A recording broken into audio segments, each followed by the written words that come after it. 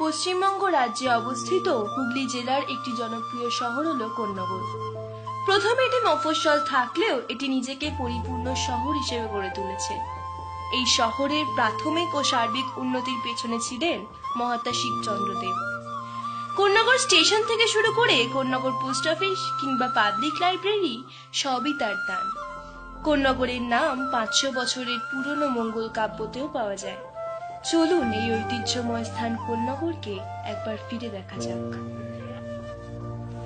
মহাত্মা শিবচন্দ্র দেব ছিলেন কোন্নগরের সুযোগ্য সন্তান।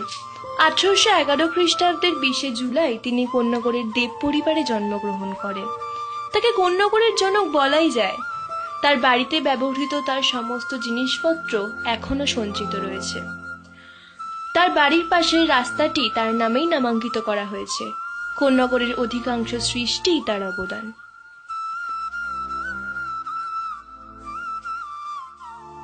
সময়টা ছিল 19বিংশ শতক। সে সময়ে ধর্মীয় গোঁড়ামি ও কুসংস্কারের বেড়াজালে আবদ্ধ সাধারণ মানুষ।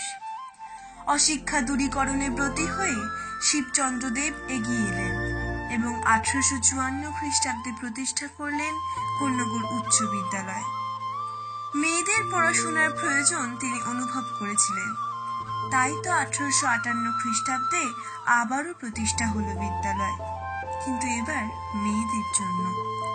নাম হলো কোন্নগর হিন্দু বালিকা উচ্চ বিদ্যালয়।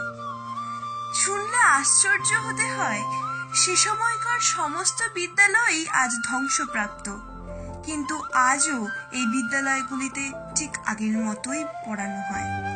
সত্যি কোন্নগর যেন রত্নগর্ভা এসব বঙ্গ সন্তানকে জন্ম দিতে পেরে।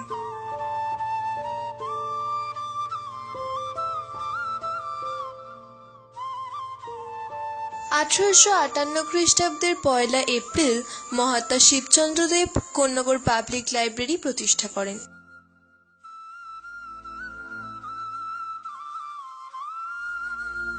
ব্রাহ্ম সমাজের আদি প্রতিষ্ঠাতা হলেন রাজা রামমোহন রায়। এরপর মহর্ষি দেবেন্দ্রনাথ ঠাকুর এর নেতৃত্ব দেন। এই সময়ে শিবচন্দ্র দেব 1843 সালে ব্রাহ্ম সমাজে যোগদান করেন। তিনি 1846 খ্রিস্টাব্দে মেদিনীপুর ব্রাহ্ম সমাজ এবং 1863 খ্রিস্টাব্দে কোন্নগর ব্রাহ্ম সমাজ প্রতিষ্ঠা করেন। আমরা সবাই ঋষি অরবিন্দের নাম শুনেছি। তিনি ছিলেন একজন ভারতীয় দার্শনিক, যোগী এবং জাতীয়তাবাদী। তিনি ব্রিটিশদের হাত থেকে ভারতকে উদ্ধারের জন্য ভারতের স্বাধীনতা আন্দোলনেও যোগদান করেছিলেন। আমরা জানলে আশ্চর্য হব, এই মহান পুরুষের পৈতৃক বাড়িটি কোন্নগরে অবস্থিত। এটি কোন্নগরের একটি দর্শনীয় স্থান। কোন্নগরবাসী আজ সত্যিই গর্বিত এটা ভেবে যে ঋষি অরবিন্দের মতো এক মহান মানুষ এই কোন্নগরের সন্তান।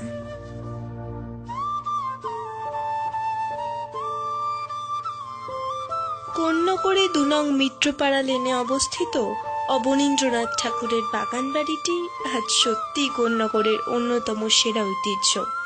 এই বাগান বাড়িতেই রয়েছে শিল্পী অবনীন্দ্রনাথ ঠাকুরের শৈশব ও কৈশোরের বহু স্মৃতি।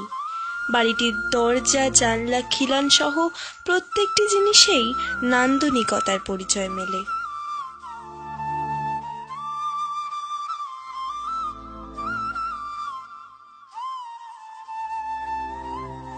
গঙ্গা নদীর ধারে অবস্থিত এবং বিশাল অঞ্চল জুড়ে থাকা আম, কাঁঠাল, নারকেল গাছের মতো প্রচুর গাছ বাড়িটিকে যেন সন্তানের মতো লালন পালন করে আসছে। বাড়িটিতে ঠাকুর বাড়ির নিজস্ব স্নানাগার ছাড়াও গাড়ি রাখার জায়গা সহ বিভিন্ন পশু পাখিদেরও থাকার ব্যবস্থা ছিল। অবনীন্দ্রনাথ ঠাকুর তার লেখা জোড়াসাঁকোর ধারে গ্রন্থে বলেছেন, তিনি এই বাড়িতেই প্রথম গ্রাম্য দৃশ্য আঁকতে শিখেছিলেন। এছাড়াও রবীন্দ্রনাথ ঠাকুর তার জীবনীতে বলেছেন, তিনিও মাঝে মাঝে এই বাড়িটির প্রাকৃতিক সৌন্দর্য উপভোগ করতে আসতেন। তবে ঠাকুর বাড়ির সদস্য গুণেন্দ্রনাথ ঠাকুরের অকাল প্রয়াণের পর এই বাড়িতে আর বিশেষ কেউ আসতেন না।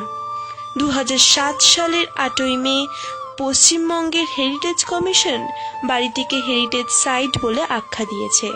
বর্তমানে এটি কোন্নগরের ঐতিহ্যময় স্থানগুলির মধ্যে একটি।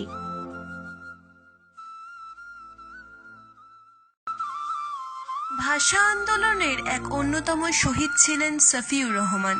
তিনিও এই কোন্নগরেরই সন্তান। সফিউর রহমান হচ্ছেন আমার জাতীয় দাদা, আমার নিজের দাদা, এবং মানে আমার জাতীয় দাদা, এই বংশেরই বংশধর। উনি এখানে ক্যালকাটা থেকে বিএসসি পাস করেছেন প্রেসিডেন্সি কলেজ থেকে, তারপরে এমবিবিএস করে ক্যালকাটাতে। তারপরে উনি ওনার বাবা আফটার পার্টিশন বাংলাদেশ চলে যান। বাংলাদেশে যেতে তখনকার দিনে পাকিস্তান শাসিত সরকার, তখন ওদের বলে এমবিবিএস পাকিস্তান থেকেই করতে হয়, পূর্ব পাকিস্তান থেকে। এখন বর্তমানে বাংলাদেশ, তখন পূর্ব পাকিস্তান ছিল। তখন ওই পূর্ব পাকিস্তানে থাকাকালীন যখন উনি ঢাকা মেডিকেল কলেজের ছাত্র, তখন এই ভাষা নিয়ে আন্দোলন। পাকিস্তান চাইছিল যে এটাকে উর্দুকে রাষ্ট্রভাষা করতে। জেনারেলি বাঙালি এটা তো মেনে নেবে না। বাঙালি বলেছিল যে রাষ্ট্রভাষা আন্দোলন করছি আমরা, বাংলাকে রাষ্ট্রভাষা করতে হবে। এই নিয়ে ব্যাপক আন্দোলন। যেদিন ঢাকা শহরে ব্যারিকেড করে আমার বাবা জ্যাঠা সবার মুখে শুনে, এবং শফিউর রহমানের স্ত্রী তার মুখ থেকেও আমরা শুনেছি, উনি এখানেও একাধিকবার এসছেন, বেশ কয়েকবার এসছেন, আমরা দেখেছি। তা সেই সময় উনি যখন ঢাকায় থাকাকালীন যেদিন ওদের ব্যাপক আন্দোলন হয়, ঢাকা শহরে বিরাট মিছিল বেরোয়, সেই দিন পাকিস্তান গভর্নমেন্ট গুলি চালায়। ওই গুলিতে ভাষা আন্দোলন উনি শহীদ। 1952 খ্রিস্টাব্দের 22 ফেব্রুয়ারি তিনি মৃত্যুবরণ করেন। বর্তমানে তার বাড়ির দেখাশোনা করছেন তার ভাই আহসানুর রহমান এবং তার স্ত্রী ও পুত্র। ভাষা আন্দোলনে তার এই অবদান হয়তো এখনো অনেকের কাছেই অজানা। কোন্নগরের বার্ষিক শকুন্তলা পুজো কোন্নগরকে আরো আকর্ষণীয় করে তোলে। প্রতি বছর বৈশাখ মাসের কৃষ্ণপক্ষের শনিবারে এই পুজো করা হয়। এই পূজায় শুধুমাত্র কোন্নগরবাসী নয়, রাজ্যের বিভিন্ন প্রান্ত থেকে প্রচুর মানুষ আসে মার দর্শন পেতে। জাঁকজমক করে পুজো হয় এই জাগ্রত দেবীর। পুজোর দিন সূর্যাস্তের পর অর্থাৎ সন্ধ্যায় দেবী মন্দিরে আসেন এবং পরদিন সূর্যোদয়ের আগেই প্রতিমা বিসর্জিত করা হয়। কোন্নগর মনসাতলা অঞ্চলেও একই দিনে এরূপ আরেকটি প্রতিমা পূজিত হয়। প্রায় 7 দিন ধরেই এই দুই স্থানে মেলা চলতে থাকে। সারা বছর ব্যস্ততার পরেও এই দিনগুলিতে কোন্নগরবাসী যেন আনন্দের সুর খুঁজে পায়।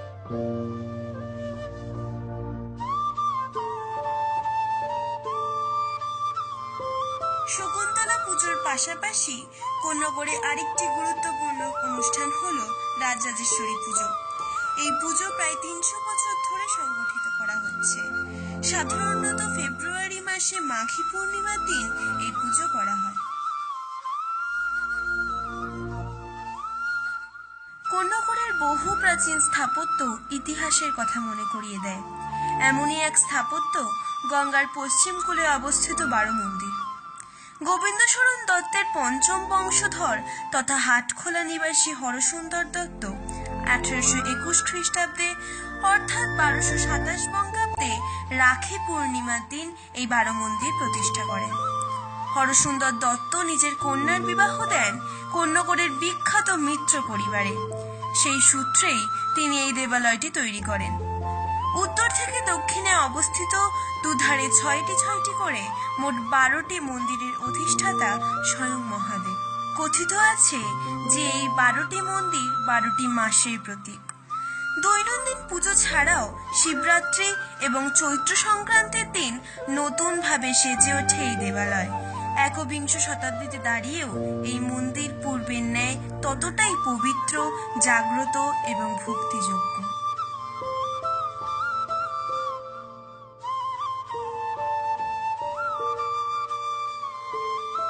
প্রতিদিন সূর্যাস্তের পর বারো মন্দির ঘাটে সন্ধ্যা আরতি ও গঙ্গা পুজো অনুষ্ঠিত করা হয়। সেখানে প্রচুর মানুষের সমাগম ঘটে।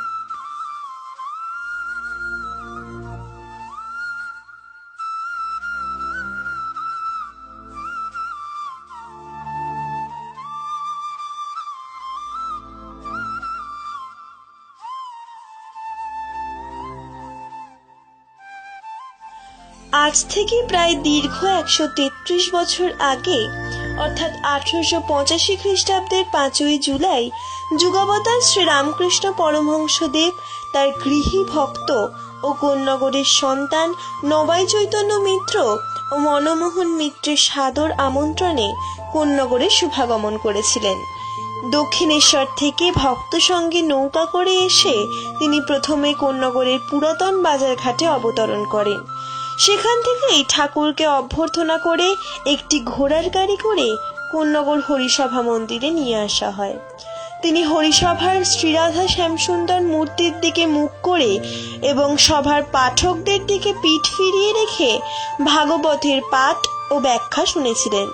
সেদিন ঠাকুরের সঙ্গে ছিলেন যুবক রাখাল চন্দ্র ঘোষ অর্থাৎ স্বামী ব্রহ্মানন্দ, মহেন্দ্র মাস্টার, রামচন্দ্র দত্ত, মহিমাচরণ চক্রবর্তী, নবগোপাল ঘোষ প্রমুখ ভক্তগণ। আশা করা যায় আমাদের এই কোন্নগর আগামী দিনেও তার গৌরবময় ঐতিহ্যকে বজায় রেখে এগিয়ে চলবে।